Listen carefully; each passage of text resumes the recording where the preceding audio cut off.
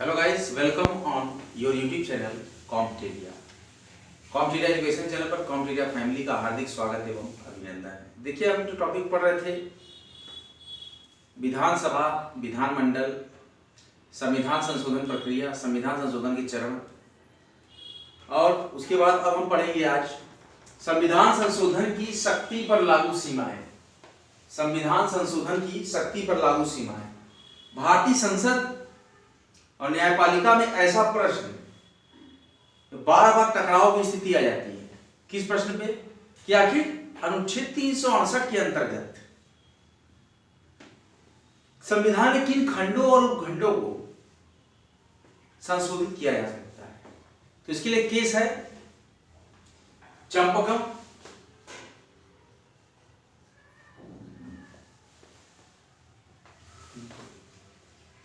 दुराइजन बनाम मद्रास राज्य।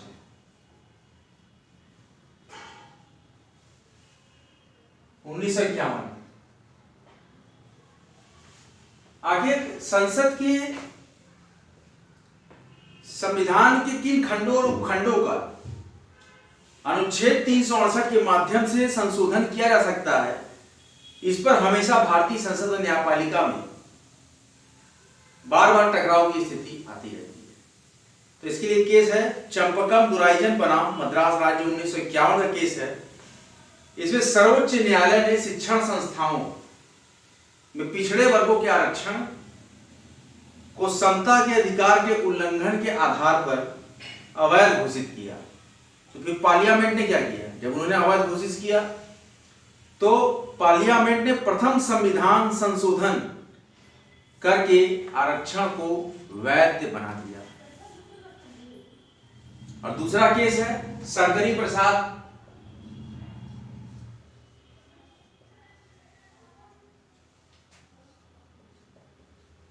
बनाम भारत संघ, केस है 1951 का।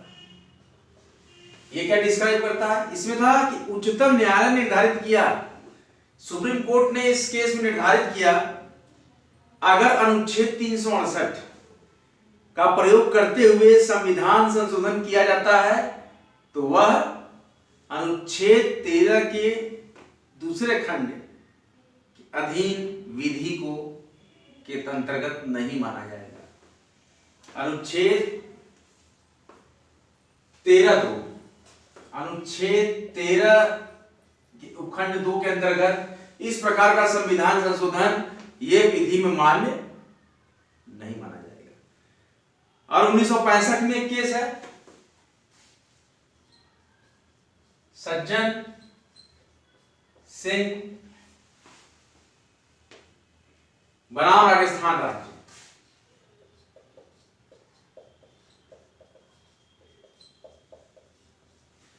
उन्नीस सौ पैंसठ का केस है सज्जन सिंह बनाम राजस्थान राज्य। इसमें क्या कहा गया? सुप्रीम कोर्ट ने निर्धारित किया कि अनुच्छेद 368 के अंतर्गत मूल अधिकारों में संशोधन किया जा सकता है। अब देखिए, निकल के बात आई कि मूल अधिकारों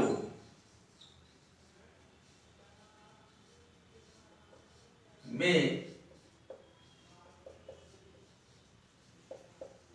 संशोधन किया जा सकता है। अनुच्छेद 368 के अंतर्गत मूल अधिकारों में संशोधन किया जा सकता है, ऐसा सुप्रीम कोर्ट ने कहा सज्जन सिंह बनाम राजस्थान राज्य 1965 के केस में। और उसके बाद एक केस बहुत ही पॉपुलर, गोलकनाथ बनाम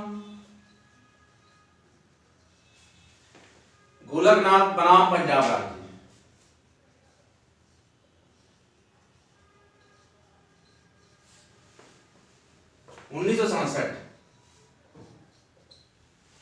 गोलकनाथ बनाम पंजाब राज्य 1967 के केस में सुप्रीम कोर्ट ने फैसला दिया कि अनुच्छेद 368 के तहत भी संसद को यह शक्ति नहीं है कि वह मूल अधिकारों को छीन या न्यून कर सके। और अनुच्छेद 13(2) में प्रयुक्त विधि शब्द के अंतर्गत सभी प्रकार की विधियां सम्मिलित हैं। मतलब ऐसा अधिकार नहीं है कि उसमें किसी प्रकार का हस्तक्षेप कर सके। और अनुच्छेद 368 को संशोधित किया गया और स्पष्टता कहा गया कि संसद को अनुच्छेद 368 के तहत संविधान में किसी भी उपबंध में परिवर्तन करने या निरस्त करने की शक्ति प्राप्त है। अब यहाँ पे जो मैंने बताया था कि अनुच्छेद 368 और अनुच्छेद 368 ये दो चीज मैंने समझाया था, संविधान संशोधन विशेष। तो 368 को बताया गया कि parliament have powers to implement in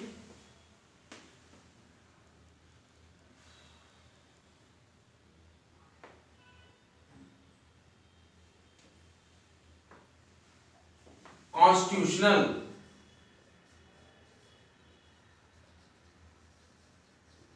decisions की संयुक्त विधि में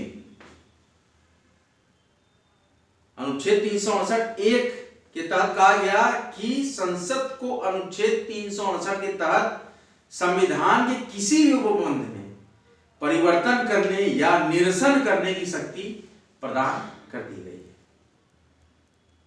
और एक और हमने बताया था, एक और धारा थी 368 के साथ 368(3) भी बनाई गई थी और 368(2) में संशोधन किया गया था। ये चीज मैंने पढ़ाई थी पिछले टॉपिक में आपको।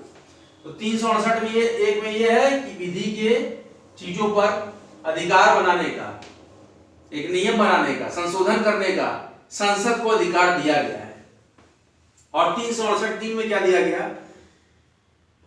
स्पष्ट किया गया,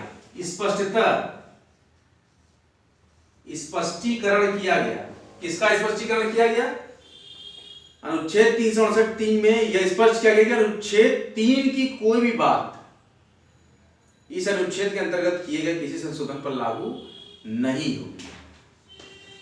इसके द्वारा किए गए किसी भी संशोधन की बात अनुच्छेद 3 पे लागू नहीं होगी।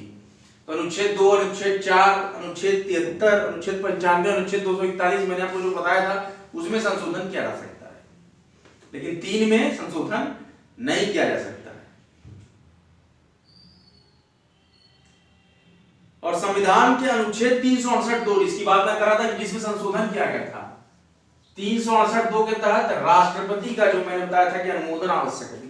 अनुच्छेद 368(2) को संशोधित करके प्रावधान किया गया कि इसके अंतर्गत पारित विधेयक पर राष्ट्रपति अपनी स्वीकृति देने के लिए पात्र हुआ है। यही चीज मैंने बताई थी। 368(2) में जो इम्प्लीमेंटेशन किया गया था,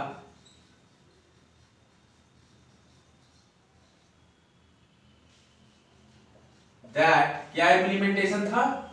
president bound for give approval of any bill designed by parliament। संसद द्वारा बनाए गए किसी भी संविधान संशोधन के उस प्रारूप को, उस विधेयक को, उस वित्त विधेयक को, उस धन विधेयक को जो भी बना रही संसद, उसको देने के लिए, सहमति देने के लिए 368(2) आर्टिकल के तहत राष्ट्रपति बाध्य होंगे।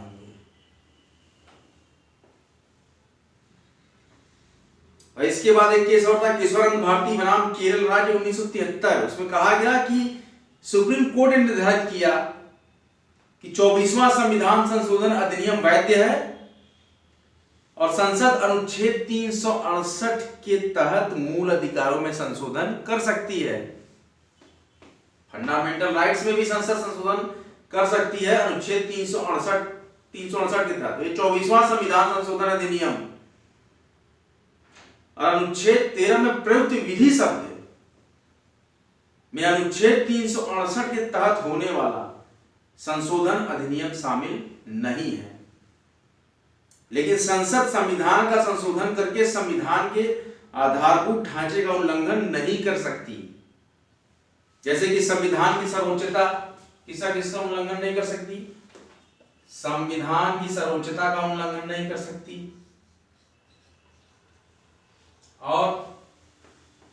विधि के शासन का उल्लंघन नहीं कर सकती, जो मूलभूत ढांचा है उसका उल्लंघन नहीं कर सकती, आधारभूत ढांचा, और शक्तियों के पृथक्करण का सिद्धांत, इसका भी उल्लंघन नहीं कर सकती।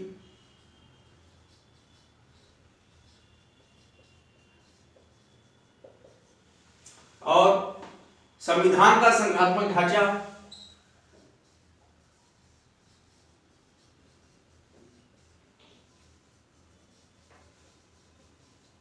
इसका भी उल्लंघन आप नहीं कर सकते। और किसका उल्लंघन नहीं कर सकते? स्वतंत्र और निष्पक्ष चुनाव, इस चीज को आप नहीं बदल सकते।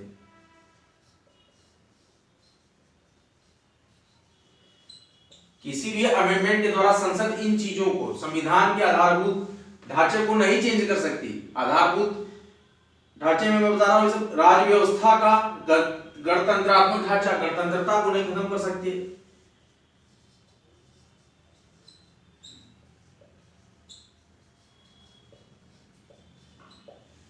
और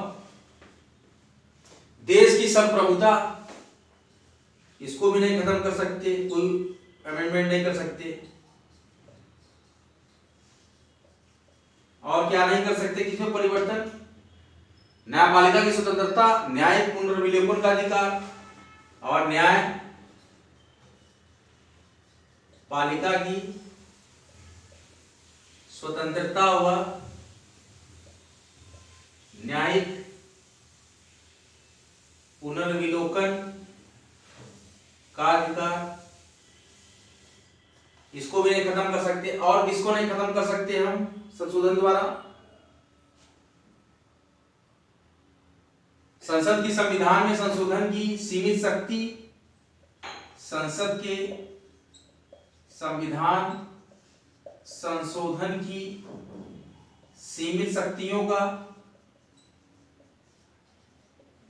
और किसमें नहीं कर सकते हम परिवर्तन? मूल अधिकारों नीति निर्देशक तत्वों के मध्य संतुलन, मूल अधिकार व नीति निदेशक तत्वों के मध्य संतुलन, बहुत ध्यान से इसको पढ़ते जाइए, आप समझते जाइए। और मूल अधिकारों के सार में, मूल अधिकारों का सार जो है उसको भी नहीं बदल सकते। और किसमें परिवर्तन नहीं कर सकते? मूल अधिकार के सार में परिवर्तन नहीं कर सकते, लेकिन मूल अधिकार में परिवर्तन कर सकते। जो मैंने बताया आपको कि संसद को पावर है फंडामेंटल राइट को चेंज करने का, लेकिन मूल अधिकारों के सार को वो चेंज नहीं कर सकती संसद, कोई भी अमेंडमेंट। सामाजिक आर्थिक न्याय का उद्देश्य, सामाजिक आर्थिक न्याय का उद्देश्य राज्य का लोक कल्याणकारी स्वरूप व राज्य का लोक कल्याणकारी स्वरूप। और किसमें परिवर्तन नहीं कर सकते? आधारभूत ढांचा के सिद्धांत में। और क्या है? और आखिरी है पंथ निरपेक्षता। यदि इन सब चीजों को हम संशोधित नहीं कर सकते, खत्म नहीं कर सकते। कोई ऐसा अमेंडमेंट नहीं आया है जो कि संविधान के आधारभूत ढांचे को, मूल ढांचे को, आधारभूत ढांचे को परिवर्तित कर सके। तो इसमें क्या, संविधान की सर्वोच्चता को नहीं कर सकते, संविधान के संशोधन अधिनियम के तहत आधारभूत ढांचे का उल्लंघन नहीं कर सकती संसद, किसी चीज का संविधान की सर्वोच्चता का उल्लंघन नहीं कर सकती, विधि के शासन का उल्लंघन नहीं कर सकती, बहुत ध्यान से सुनिएगा, शक्तियों के पृथक्करण का सिद्धांत का उल्लंघन नहीं कर सकती, संविधान के संघात्मक ढांचे का उल्लंघन नहीं कर सकती, स्वतंत्र निष्पक्ष चुनाव पर आधारित लोकतंत्र प्रणाली का उल्लंघन नहीं कर सकती, राज्य व्यवस्था का गणतंत्रात्मक ढांचा का उल्लंघन नहीं कर सकती, संसदीय प्रणाली की सरकार का उल्लंघन नहीं कर सकती, देश की संप्रभुता का उल्लंघन नहीं कर सकती, न्यायपालिका की स्वतंत्रता, न्याय पुनर्विलोकन के अधिकार का उल्लंघन नहीं कर सकती, संसद की संविधान में संशोधन करने की सीमित शक्ति का उल्लंघन नहीं कर सकती, मूल अधिकारों और नीति निर्देशक तत्वों के मध्य संतुलन का उल्लंघन नहीं कर सकती, और मूल अधिकारों का सार का उल्लंघन नहीं कर सकती। लेकिन मूल अधिकारों में संशोधन किया जा सकता है, जैसा कि हमने बताया था पिछले लेक्चर में। सामाजिक और आर्थिक न्याय का उद्देश्य और राज्य का लोक कल्याणकारी स्वरूप का उल्लंघन नहीं कर सकते और पंथ निरपेक्षता तत्व का उल्लंघन नहीं कर सकते। आज का लेक्चर आपको कैसा लगा? कॉम्पिटेटिव एजुकेशन चैनल के कमेंट बॉक्स सदैव आपका स्वागत करते हैं, आपके कमेंट्स का। बने रहे, जमे रहें आपके अपने एजुकेशन चैनल कॉम्पिटेरिया पर। वीडियो अगर अच्छा लगा हो तो वीडियो को लाइक करें, शेयर करें और कॉम्पिटेरिया चैनल को सब्सक्राइब करें। ये वीडियोस आपको कैसे लग रहे हैं कमेंट बॉक्स में कमेंट जरूर करें। और भी रोचक वीडियोस जो भी क्वेश्चन कंफ्यूज करते हैं, देखिए सारे क्वेश्चन जो बनेंगे ये सब यूपीपीसीएस प्रांतीय सेवाओं वनडे मेंस में आते हैं। ये सारे कॉन्सेप्ट्स आते हैं। ऐसे ऐसे ही टॉपिक को मैं खोज के लाता हूं और जो बेहद डिस्कशन करूंगा। बने रहे, जमे रहें, भारी मात्रा में चैनल को सब्सक्राइब करें, वीडियो को लाइक करते रहें और भारी मात्रा में वीडियो को शेयर करते रहें। अपने दोस्तों मित्रों जो भी पढ़ने के प्रति इच्छुक हों उन सबको बताएं कि फ्री एजुकेशन चैनल पूरे विश्व में देने के लिए कटिबद्ध है Competeria education channel. Study hard and get success, सभी पढ़े सभी बढ़ेंगे। मातृभूषण के साथ आप सभी अवलोकनार्थियों का हार्दिक स्वागत एवं अभिनंदन करता है कॉम्पिटेरिया एजुकेशन चैनल। आज का लेक्चर यहीं तक। अगले फिर रोमांचक लेक्चर में फिर आपके समक्ष कुछ ज्ञानवर्धक जानकारियां लेकर आपके समक्ष आएगा कॉम्पिटेरिया। जय हिंद, जय भारत।